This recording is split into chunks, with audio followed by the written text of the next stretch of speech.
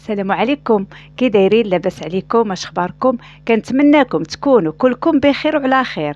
مرحبا بكم معايا اليوم في فيديو جديد وقضيه جديده. كل شيء عاقل على الجريمه اللي كانت وقعت في مراكش نهار 2 نوفمبر 2017 في مقهى لا كريم، واللي مشى الضحيه ديالها واحد الشاب كان في مقتبل العمر. الاسم ديالو حمزه، كان كيوجد باش يولي طبيب. هجوم كان من طرف 2 ديال الاشخاص مأجورين، وبجوجهم كانوا كيسكنوا في هولندا. منين لقات عليهم الشرطه القبض سولاتهم اشنو علاقتهم بحمزه وعلاش قتلوه. جاوبوهم قالوا لهم غير خطئوا، لان الهدف ديالهم كان هو صاحب مقهى لا كريم، وبانهم هما غير قناصه مأجورين، يعني شي حد عنده شي حساب مع شي شخص اخر عطاهم الفلوس باش ينفذوا ليه هاد المهمه، وما عندهم حتى شي علاقه بالشاب اللي مات.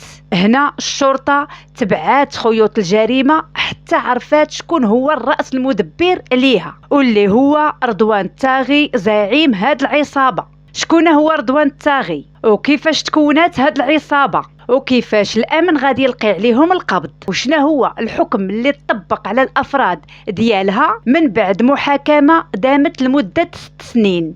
وهذا هو الجديد في هاد القضيه. رضوان الطاغي تولد من ام مغربيه واب مغربي في نواحي الحسيمه في واحد المنطقه سميتها باب برد. هاجر الطاغي هو ووالديه لهولندا وعاشوا تما. كانت الحياة ديال رضوان عادية، وكان كيقرأ بحالو بحال كاع الوليدات.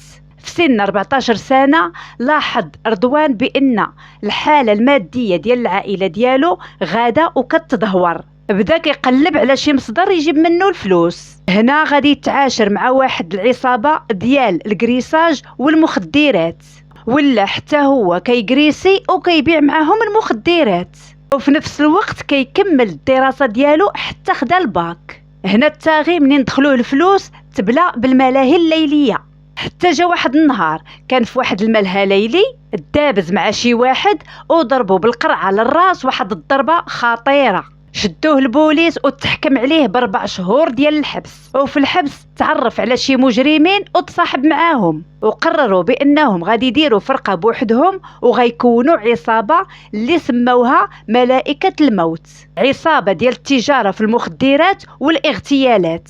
رضوان بغى يوسع من التجاره ديالو، مشى لكولومبيا وشرى 400 طن ديال الكوكايين، حط فيها فلوس صحيحه. وقبل ما يرجع لهولندا اتفق مع واحد الديواني وقال ليه الوقيته اللي غادي يدخل فيها السلعه اللي شرى، ودار معاه البورسونتاج ديالو. هنا الديواني منين وصلت السلعه ما عيطش على رضوان، دار مع واحد العصابه وحده اخرى وباعها ليها، وقال لرضوان بان السلعه شداتها البوليس ديال الحدود. ما عندي ما ندير ليك وراك ترزيتي فيها.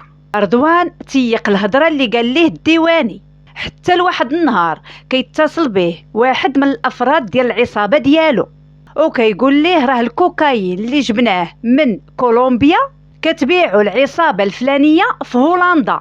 رضوان ما عطلهمش، صيفط العصابه ديالو خطفات الديواني، جابته لعندهم وعذبوه اشد العذاب، حتى اعترف بانه هو اللي باع الكوكايين ل4 ديال العصابات، 2 مغاربه و2 هولنديين.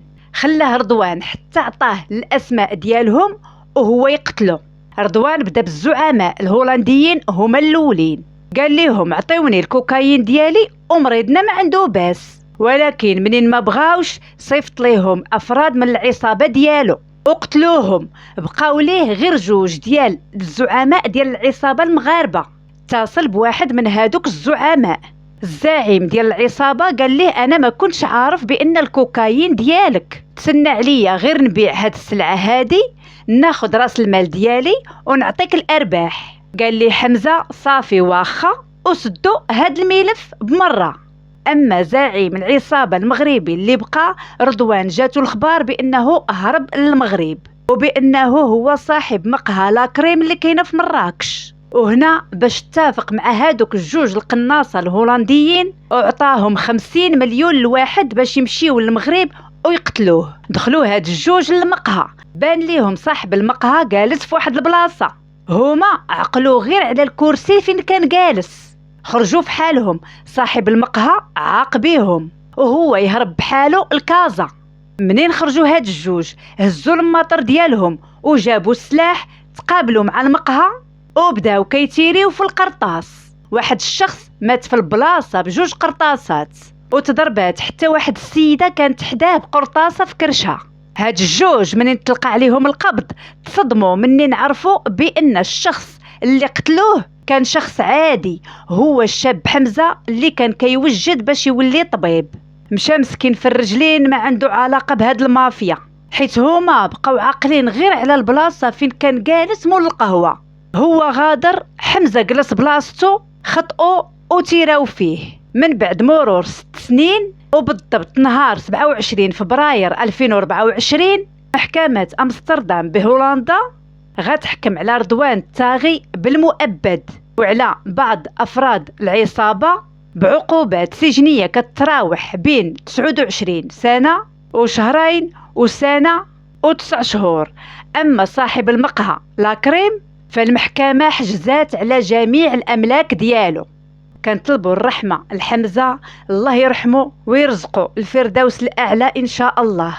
وهنا كتسالي القضية ديالنا، واللي أول مرة كيزور القناة ديالي يخلي واحد اشتراك ويفعل الجرس باش يوصلوا كل جديد، ويدير لايك ويخلي كومنتير يقول لنا فيه الرأي ديالو في هذه القضية وفي هذه الأحكام. وخليتكم بألف خير، مع السلامة.